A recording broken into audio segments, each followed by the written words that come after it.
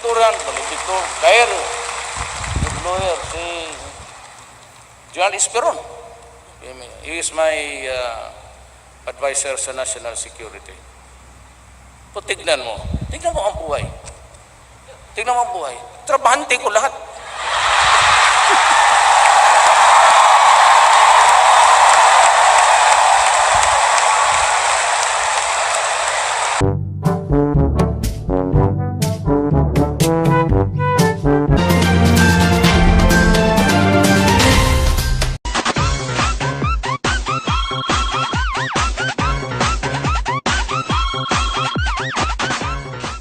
Patayin ko kayo ha.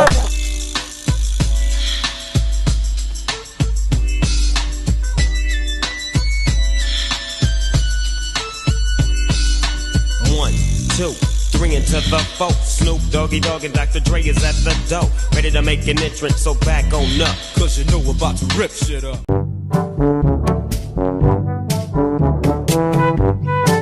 Okay. May tanong pa rito ha. Ito lagi kong tinatanong sa guest namin. Aksidente hong nahulog sa Davao Crocodile Farm. Tanong ho ito ng aming producer. Sina Secretary Mar Rojas, Vice President Binay at Senator Grace po. Sino ho sa kanilang una niyong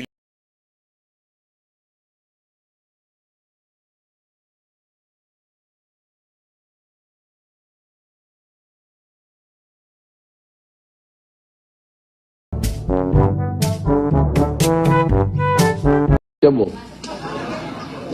Okay nga. Lalo na kita nila magandang kutihugan. Alam mo, pag gano'n yan, sabi pa, wala akong, hindi ko hinawan. Pero pag Shabu, maraming quantity, you go to jail, tapos there is an inquest immediately, tapos no bail ka na. Alam mo, ang anak mo walang kasalanan, but you cannot bear the thought that your child is mixed there with the criminals. Kaya nga, bayad ka na lang. Pagka ganon, putang ina mo, papatayin talaga kita.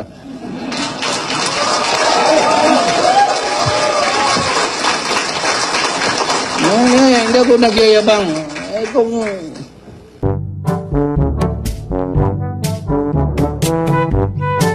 Kung may bayag mo tatlo, at dalawa bayag mo, tatlo itong akin, hawakan mo.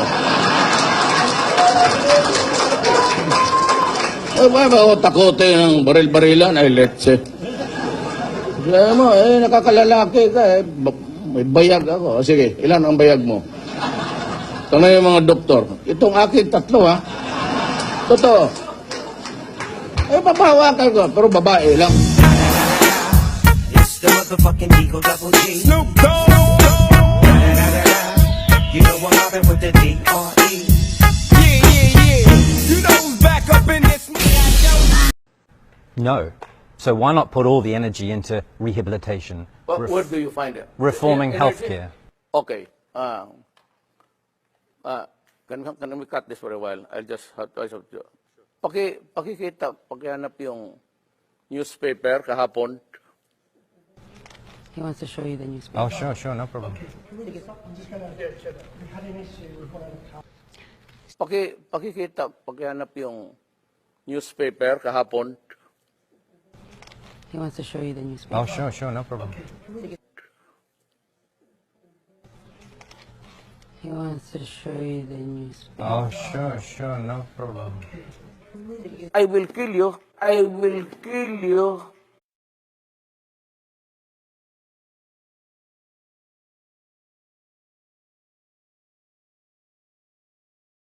I will kill you.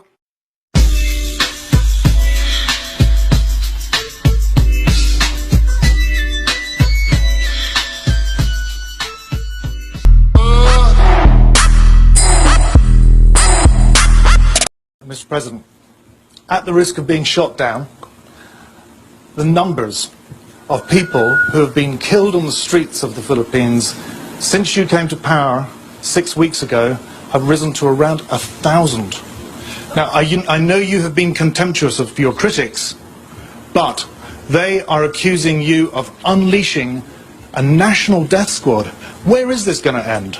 Because Some are Very saying that the social fabric of the Philippines is at risk here. Good. That's a very good question. Because the other past, in the distant past, no police was ever willing to really work and risk his life. You know, it was a practice before. That's why I said I take full responsibility. You know why? Because they are now encouraged and even brave enough to have a shootout. The standard practice in this system of government is that when you accuse him, they would always file a counter charge and say that was due process or that they were unarmed and anything, any answer that could give a leverage. And ordinarily, and you can check this out, in the courts, they have to use that leverage against the poor policeman. Now, remember in this country, no lawyer is provided for the policemen and the other men and the security officers when they get into trouble with the law. They are left at the mercy on their own. That was the policy before, and in the previous ones, they are left behind. So when I was mayor, I told them, go ahead, do your duty. But if you feel that you're in carrying out your duty, you will get killed. My God, shoot him first. And they were protected here, and there were cases filed, and I provided the lawyer. And for the time that they are suspended, that is why they are afraid. They face charges in court, then at the same time, when they are accused, they lose the job because they are suspended. And for the time that they are suspended, and the hearing of cases can take you to eternity, as slow as it can ever be, the family is not without food.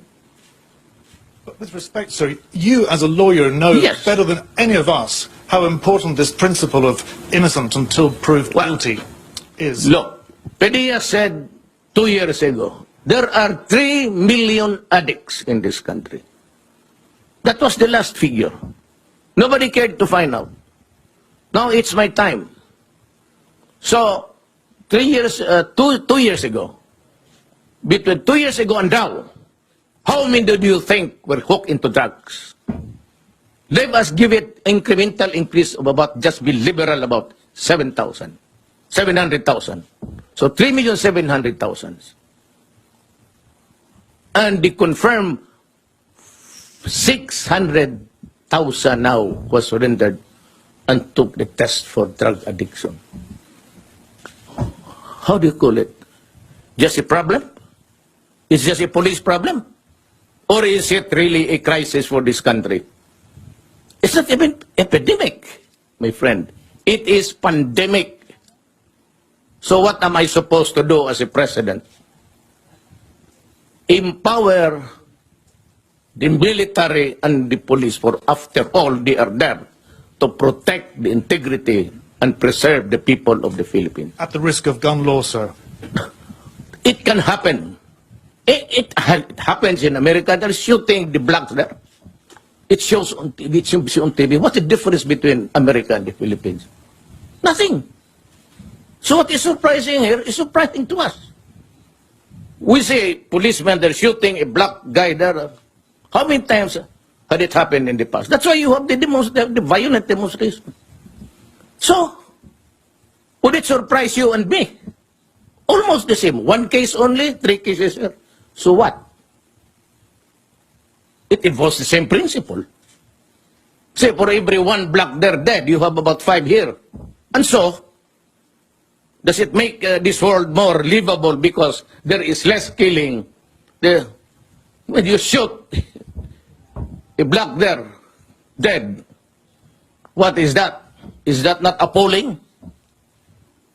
When you bomb Syria and Iraq, and you kill communities, and you kill children and old people and hospital, what is it? And why is it that United States is not doing anything? I do not read anybody in that stupid body complaining about the stench there of that. Look at the iconic boy that was taken out from the rubble. And he was made to sit in the ambulance, and we saw it. So what's the difference? life of a criminal, or maybe he was really robbed out. We cannot discount it. But what do you think the Americans did to the black people there? Is that not robbing out also? I say, well, it was just one community there, one state of America. Well, but you have there about 10. So what's the difference? Are we here for the counting or the basic principles of human rights? Almost the same. Okay. Thank you, sir. Turn down for what? Turn down for Yan eh. Then, stand by my side. Ubusin natin yung bad boys. Kasi bad boy noon. Nag-graduate naman ako. Good boy na ako ngayon. Oh. Kaya nito ha. Si Sunny Dominguez. Kababata ko to. Dabaw. Since kindergarten. Valedictorian yan. Valedictorian. Sa namin sa high school, second year, nasipa ako. Siya patuloy ang valedictorian. Ako napunta ng Digos, Davao del Sur. Utang anak tagal. Na took me 7 years sa high school. You know ba? Yasay. Karumate ko man to. Karumate kami sa law school. UP siya, Padipaur, San Beda. Bright. Duresa. Doon ako napunta sa high school na nandoon si Duresa. Naabutan ko siya. Nauna pa siya graduate sa akin. Anak niya. High school. Ano ba to? Totoo. Duresa sa valedictorian. Pag-graduate. Puro yan sila valedictorian. Ang defense secretary. John Lorenzana. Alam mo, hindi ko alam yan. Pastor Kibuloy is from doon pinanganak, Cotabato City. Si Delvin assigned on sa, he brought in the second, 1 battalion of the Scout Rangers noon. Davao, magulo. At siya, tapos nakilala kami because I was mayor. Kaya siya, nung naghanap pakapa ako, valedictorian. Alam mo kung sino nagsabi sa akin? Pastor Kibuloy. Yan ang valedictorian namin. Sa PMA ganito. O puro valedictorian, Kair, good lawyer, si John Esperon. He is my advisor sa national security. So tignan mo ang buhay. Trabahante ko lahat.